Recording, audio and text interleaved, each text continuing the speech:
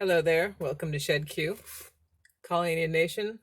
We'll start out with some from Chapter 1. When was the last time you called the cops? I'll go first. It was a few years ago. I heard a couple arguing loudly on the street outside my apartment. Arguing probably undersells it. He was screaming as he leaned over her, his voice punching her ears. How stupid are you? What were you even thinking? And so forth. The argument echoed through the dark in the leafy, affluent neighborhood I live in. Here we are unused to street noise of that particular type. I listened for a few minutes, and then some part of me thought, I know how this ends. So I dialed 911 and told the dispatcher what I was hearing. A few minutes later, from the dark of my apartment, I peeked out the window and saw the swirling blue light of a police cruiser. The car pulled over, and two cops approached the couple. I stopped watching and went to bed. Mission accomplished. But whatever happened to that couple? To that woman? I have no idea. I thought at that moment, and would still like to think, that I called the cops because I was trying to protect her from a conflict that was likely to end in violence. But maybe I just wanted peace and quiet restored to my peaceful and quiet neighborhood. As much as I told myself in that moment that I was calling the cops on her behalf, I have no idea if she would have wanted me to make that call, or if it made her life any better. For all I know, the encounter with the police only made him angrier, and she bore the brunt of that anger in their apartment hours later. Whatever became of her, one thing is clear to me in retrospect.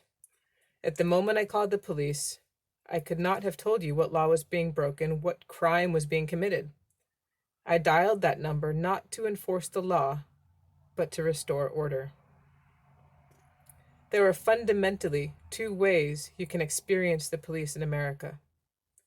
As the people you call when there's a problem, the nice man in uniform who pats a toddler's head and has an easy smile for the old lady as she buys her coffee. For others, the police are the people who are called on them.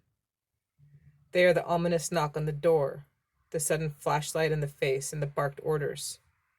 Depending on who you are, the sight of an officer can produce either a warm sense of safety and contentment or a plummeting feeling of terror.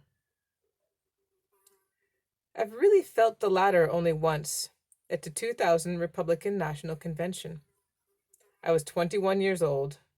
My then girlfriend, now wife's father, Andy Shaw, a journalist, was covering the convention, and she and I decided to head to Philadelphia, both to see him and to take in the sights and sounds of thousands of Republicans assembling to nominate George W. Bush for president. After a train ride down from New York, we met Andy outside the convention center. Kate and I drew stares from convention delegates who were in country club attire, since we were dressed like the scruffy college students we were.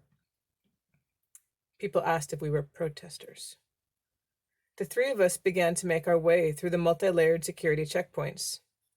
At the first one, as we put our bags through a metal detector, I suddenly remembered that I happened to have about $30 worth of marijuana stuffed in my eyeglass case in a side pocket of my travel bag. Luckily, the bag went through the metal detector with no problems, and as I picked it up, I smiled to myself in relief at my near miss. But then the security line continued, and we passed through another checkpoint and another. We finally rounded a bend to find yet another group of Philadelphia cops with another metal detector. Worst of all, this group seemed to be rifling through every bag. I felt a pulsing in my temples as I watched an officer open the main pocket of my bag and search. Then he opened the second pocket, and finally the side pocket with my eyeglass case. He reached in and was about to put it back when he stopped and gave it a shake. Realizing there was something inside, he opened it and his head jerked back in surprise at what he just found. He quickly turned his back to me and called over two other cops, one on each side. The three of them stood shoulder to shoulder, huddled, discussing. My vision started to peel in at the corners, and I felt briefly possessed. I envisioned running.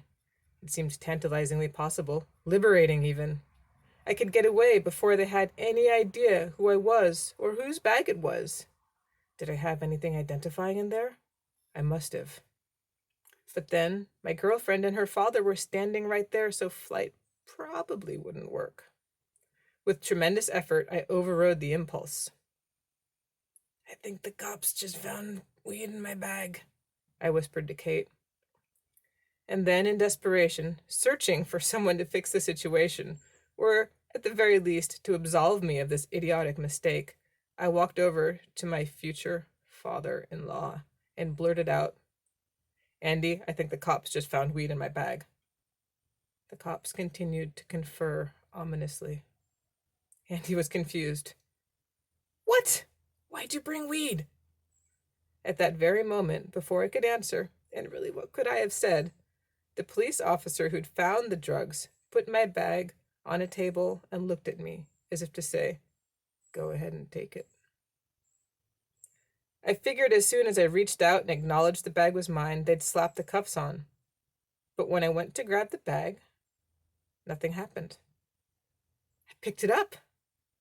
I figured as soon as I reached out and acknowledged Kate, her dad, and I walked into the convention center together. Her father said amusedly, probably shouldn't do that tomorrow. Out of morbid curiosity, I went into the first bathroom inside the arena, fished out my glasses case, and flipped it open. Sure enough, the weed was still in there. This story is one of my better ones. The time I almost got caught with drugs at the Republican National Convention is fun to tell because ultimately nothing bad came out of it. And with the advantage in hindsight, I can look back and know that even if I had been arrested, it would have been no more than an embarrassing hassle. I'm a straight white guy. I was a college student. I had access to lawyers and resources, and through all that, a very good chance of convincing someone that the world would keep on spinning on its axis if I pleaded a misdemeanor and got a little probation. And we all just pretended it hadn't happened. Luckily for me, that harrowing encounter is the closest I've come to the criminal justice system. But over the past several years, I've spent a lot of time on the ground reporting both on criminal justice and on the growing social movement to change how it operates. And in hundreds of conversations with people from Baltimore, Charleston, Chicago, New York, Ferguson, Dallas, and elsewhere, I've had occasion to think about the enormous distance between their experience of the law and my own. On a warm October day on the west side of Baltimore, I stood interviewing Devon Love in the parking lot of a public school where he once coached debate. I was there to talk about policing and crime and the trauma of lives lived dodging, both with no cover. Earlier that year, in April, a young man named Freddie Gray had died in police custody. His death triggered public mourning, calls for official resignations, protests, and unrest. The city was now bracing for the trials of the officers who had been indicted for causing Gray's death. None of them would be convicted. Midway through a succession of trials, after a hung jury and a mistrial for one officer and 3 acquittals, the prosecutor would throw in the towel and drop the rest of the charges. America. Love was a good person to have the conversation with. He speaks with an uncanny and particular cadence that comes from a life steeped in competitive debate. Born poor on the West Side, he discovered debate as a teenager through a program in his school and got hooked. My initial motivation was that I needed to get into college for free, he says, when I asked him what led him to debate. So I just thought, I am going to get really good at this, so I can go to college for free. And that's what happened. But along the way, I was able to meet people who helped me think a lot about debate as a broader tool for social justice. Today, Love coaches high school debate on the West Side and works as a political activist. His 2008 debating team, composed entirely of black students from one of Baltimore's most impoverished neighborhoods won the national championship. Run-ins with the police were simply part of life in his neighborhood, Love told me, and no amount of bookishness or respectability was a shield. One night, his life almost changed. I was 17 years old. It was the day of a debate tournament. I'd won first place, and that night I was catching a bus to go to New York to go see a friend. He'd met the New York friend through Model UN just a few weeks earlier. On his way to the bus station in the wee hours of the morning, Love and his father were pulled over by the police.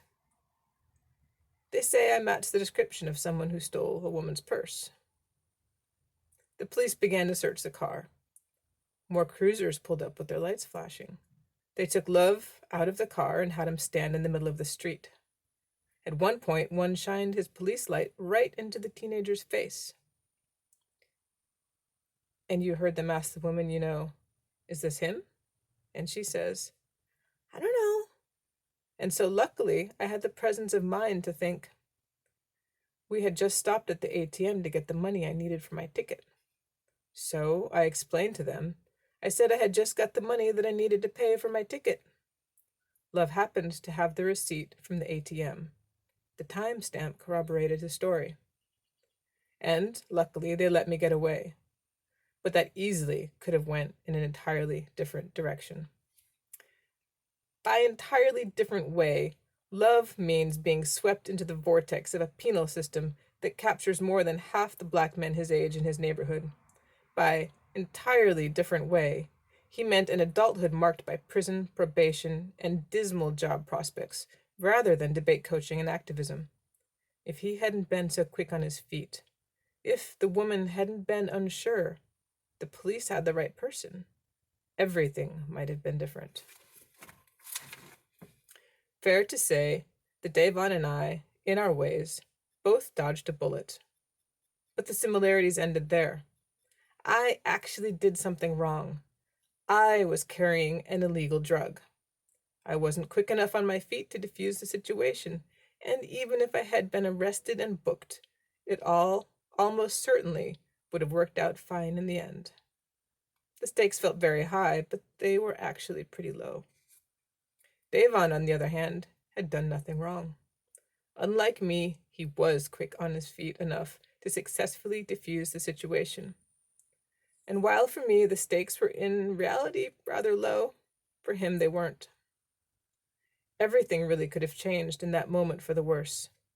Out of those two brushes with the law, we both ended up with the same outcome. A clean record and a sigh of relief. But it took vastly different degrees of effort and ingenuity to get there. 13 minutes. I'll pause this so it uploads easier.